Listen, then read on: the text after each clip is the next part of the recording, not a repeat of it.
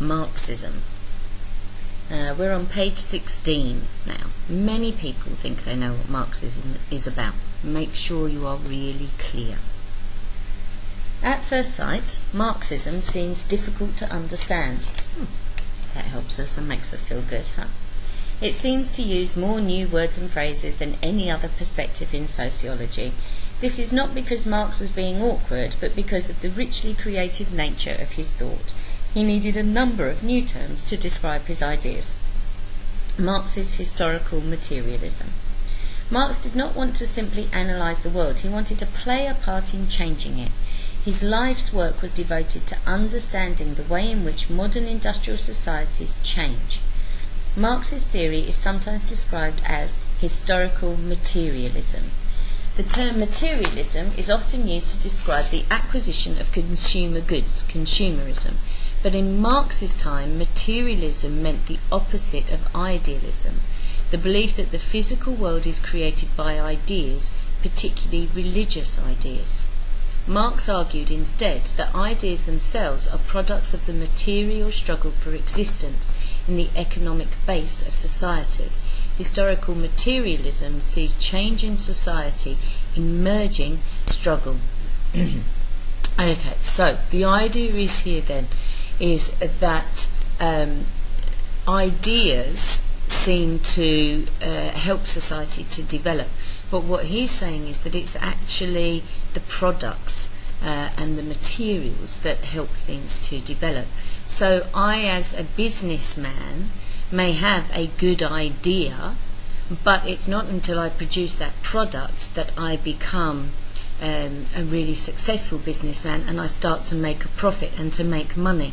So let's say that Bill Gates had an idea about a computer, but he just kept it to himself.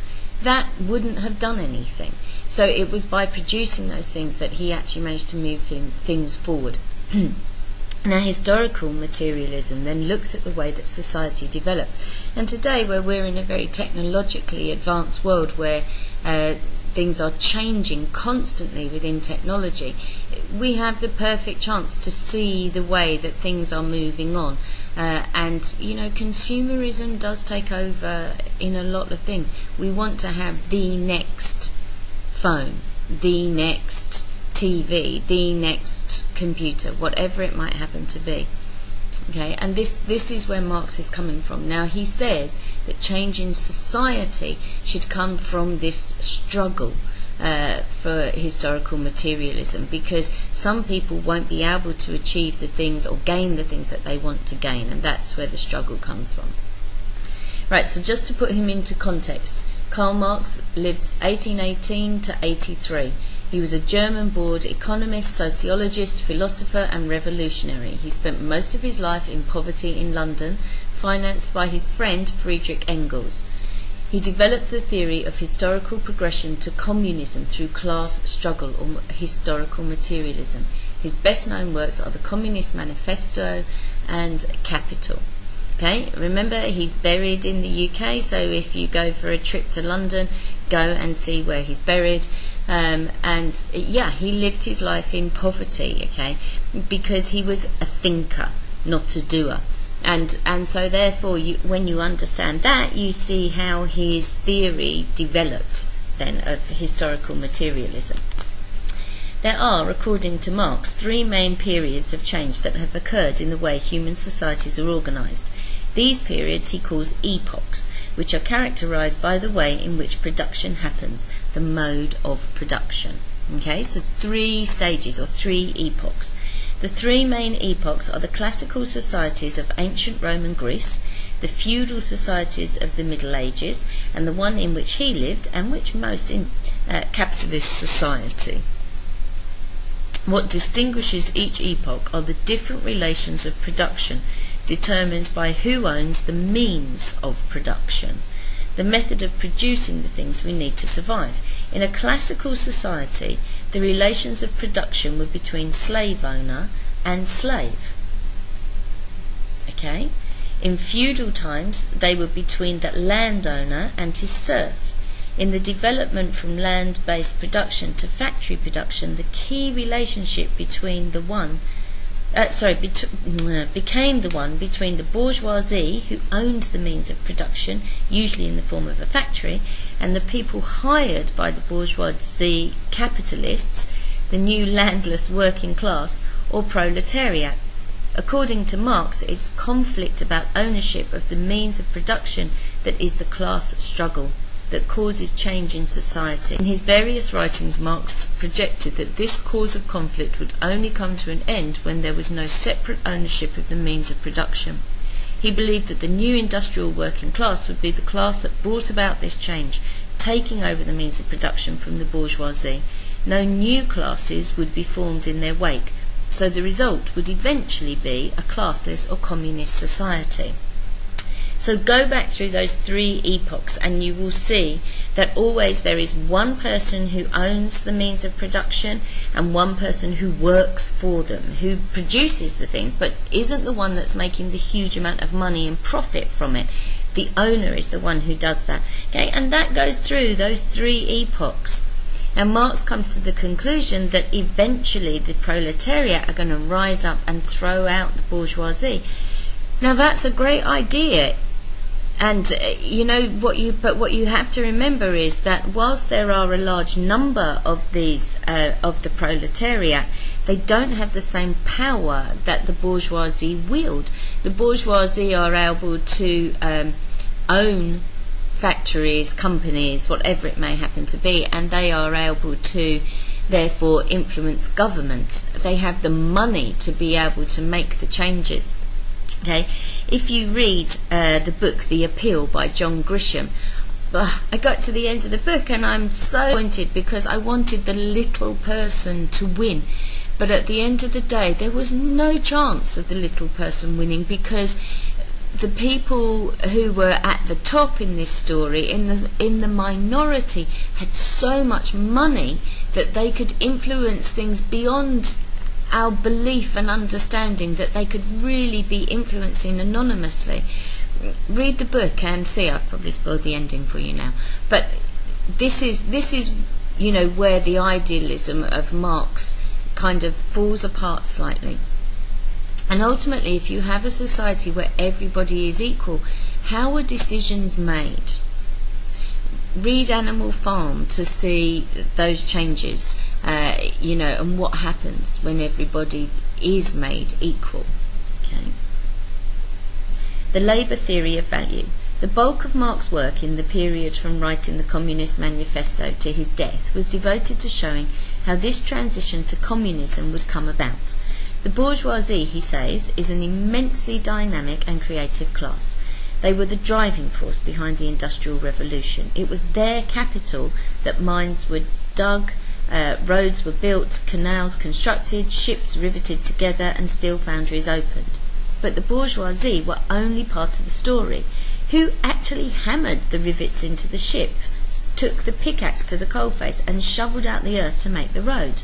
Not the bourgeoisie, but the people who have only their ability to work, labour power, which they sell to the bourgeoisie to make a living, the proletariat. And Marx asks, what do they get in return?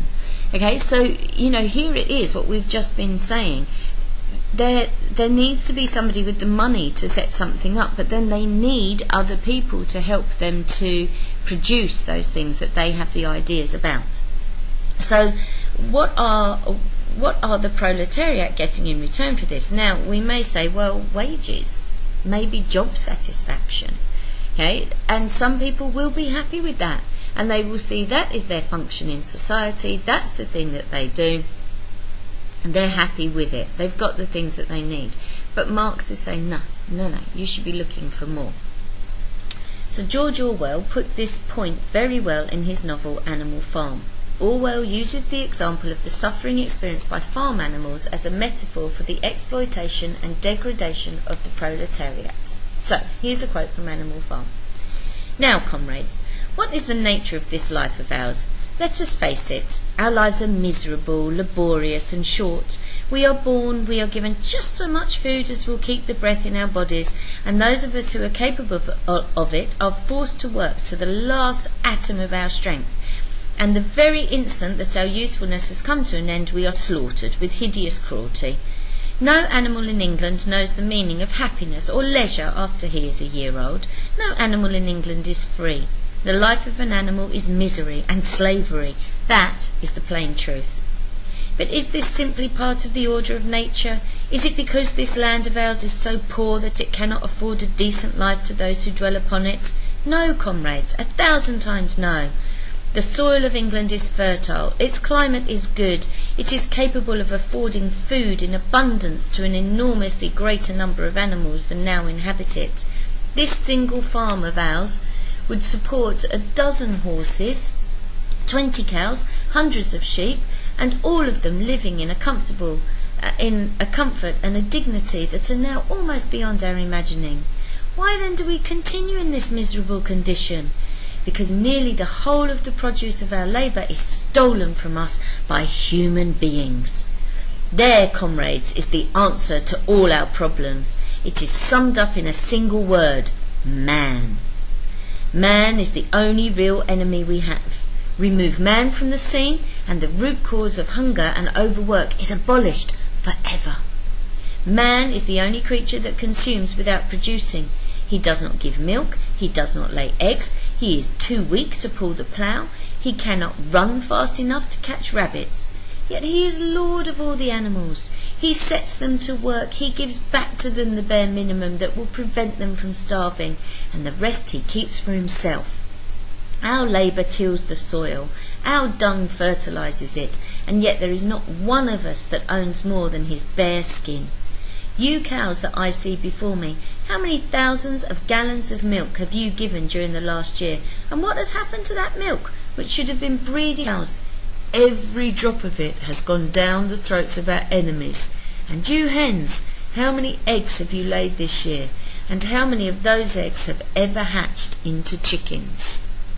This is Major Speech from Animal Farm by George Orwell. Okay, now I know that quite a few of you have actually read this book and you know the consequences of what happens. So for those of you that haven't read it, we'll try not to give it away. But ultimately, although man is overthrown, it still ends up with certain people being in power. But this is a really good analogy to explain what Marxism is trying to get at, and explains the ideas very simply. Those people who are the actual labourers are the ones who are giving out everything, and it's the people at the top who are reaping all the rewards. Profit and surplus value. The owner of capital wants to invest this money in order to make more capital. This is done by first buying the raw materials, machines and tools necessary for the manufacture of goods. Let us say that the capitalist believes that wooden chairs will be a good source of potential profit. They therefore buy the necessary wood, lathe machines, chisels, etc. for their chair factory. Labour is taken on for the production of the commodity, anything which is bought and sold. In this case, chairs. Once the chairs are sold, the capitalist has a lot of money, but now needs to pay for the machinery, raw materials, and its principally wages. How much should the proletariat be paid? The capitalist is only in business for one reason: to make as much profit, which Marx calls surplus value, as possible. The workers will therefore be paid as little as the capitalist can get away with. But who actually turned the raw materials into saleable commodities? The labour of the proletariat is added to the raw material to turn it into a marketable commodity. In return, they receive as little payment as possible. It is this difference that Marx calls exploitation. When the true nature of this exploitation becomes realised, when they achieve class consciousness, the proletariat will become revolutionary and overthrow the exploitative bourgeoisie. Alright, so I think all of this makes sense when you're reading this, but remember is that whilst people are giving their labour, and yes, they're making this commodity into something that's viable, that can be sold, unless that person had the idea in the first place, they would never have come up with that idea to be producing those things. So we have to consider what is innovation and forethought. Should that be given more credit? Again, if you watch something like The Social Network and you look at how Facebook was developed, Mark Zuckerberg took the idea, and he was the one that actually produced Facebook. And yet those twins in it, I can't remember what their name are, who claim that he stole the idea from them, expected to get money back because it was their idea. Okay, now obviously Zuckerberg has gone on to make huge amounts of money from producing this idea because he was sensible enough to be pulling in the profits from it. So maybe that's what the proletariat need to be doing. But Marx is saying once they get class consciousness as a group, if they start talking to each other and realising we're only making this amount of money and look how much money he's got, the owner of the factory or whatever else, they can come together and they can overthrow this situation. Another way of understanding the Marxist concept of exploitation is to consider the situation of builders who spend their lives building houses but may never be able to own one themselves. Okay, so there is this, anathema to everything as well, that whilst you may spend your life producing something, you might never own one yourself because you can't afford it, because your wages are so low. Although the meaning of the terms profit and surplus value is close, Marx does not use them interchangeably. When workers add value to things and turn them into commodities, what they are adding is their labour time. The amount of necessary labour put in to earn their wages is not the same as their total output. The labour time remaining is called surplus labour, in which time the worker will create surplus value. It is in this time that the workers will be reproducing capital for the capitalist. What appears as surplus value on capital's side appears identically on the worker's side as surplus labour, in excess of his requirements as a worker, hence in excess of his immediate requirements for keeping himself alive. More commonly known as, without surplus value, produced in this way by extra unpaid labour time, there can be no profit. The rate of profit is not the same as the rate of surplus value because the concept of profit involves variables such as the total amount of all possible capital used or the amount of raw materials. The rate of profit is always lower than the narrower concept of the rate of surplus value. This difference was an important element in Marx's view of the labour process in relation to work, automation and unemployment. Okay, now it's a Saturday and I'm sitting at home recording this for you, which we're going to use in school, okay? And don't all go, oh, poor Miss Glenda having to do things on a Saturday, right? I choose to do this, but actually this is me putting in my surplus labour, okay? I still get paid for doing my job, but I could say, well, actually my hours are Sunday to Thursday, 7 till 4 in school. I'm not going to do anything outside those hours. Of course I wouldn't manage to get everything done necessarily. So because I'm conscientious, I will put in those extra hours to have the things that I want to make everything right for the lessons that we do and the work in the school. But I don't get paid for any of that. And the leaders of a bourgeois society expect that from workers, if you like, to be able to put in that extra without necessarily getting paid for it. Now obviously overtime and things come in certain production means, but here we have the difference that Marx is talking about. Okay, so profit and surplus value and surplus labour are different things. Okay, your profit at the end of it is what your bourgeoisie ruler or owner is actually making, and the surplus labour, surplus value comes from the proletariat. So class consciousness. Why the proletariat never achieves revolutionary class consciousness is the central question asked of Marxism, though its supporters point to the closing years of the First and Second World Wars and the British General Strike of 1926 as examples of heightened class awareness. One answer is because the structure of bourgeois society works continuously in favour of the bourgeoisie. Because they control the most important aspects of society, the means of production, they are able to decisively influence the structure of everything else. This is what is meant by the economic base, determining the superstructure, which is composed of the other vital aspects of society, the family, religion, and the political, educational, and judicial systems. As we describe in later chapters, for Marxists, all of these institutions serve in a capitalist society to maintain bourgeois control. So people have risen up, workers have revolted, but because of the power that the bourgeoisie have, they stop them from being able to take it to the degree that they want to. Again, think about the Arab Spring. Has that actually changed? Was that what Marx was talking about?